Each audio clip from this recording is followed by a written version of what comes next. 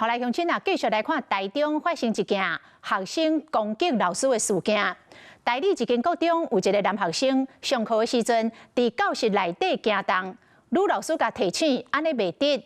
男學生情緒失控，甲掃帚壓斷，用尖尖的所在攻擊到老師。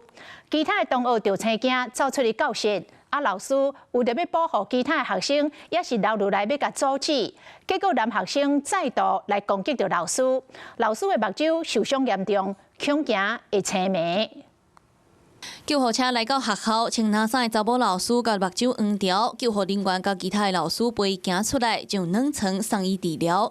因為泰國中1年的學生上暑期輔導課，或者查某學生攻擊目睭甲面，傷勢是真嚴重，有可能會痴迷。在走動老師就制止他說，請同學回去座位。學生就情緒之下，就去旁邊的掃把拿起來，然後就折斷之後就用力揮老師。事發佇台中台里一間國中，初五早晡11點外，老師當時正咧上暑期輔導營，查甫學生佇咧教室行，就互老師提醒愛守規矩。查甫學生就情緒失控，甲掃帚拗斷攻擊老師。那第一下沒有揮到的時候，他就很生氣，然後學生就開始要跑出教室外了，就覺得害怕嘛，又覺得先保護學生為原則嘛。學生手上有另外一支更長的，就往老師的身上再揮第二次的時候，就揮到老師了。校方講，學生舉掃帚攻擊2屆，頭一屆用腳底迄邊甲老師揮到，老師的目鏡落去。當時老師是真驚嚇，不過為了保護其他學生，原來是留佇咧現場甲苦勸阻擋。不過因為目鏡落去，老師看袂清楚，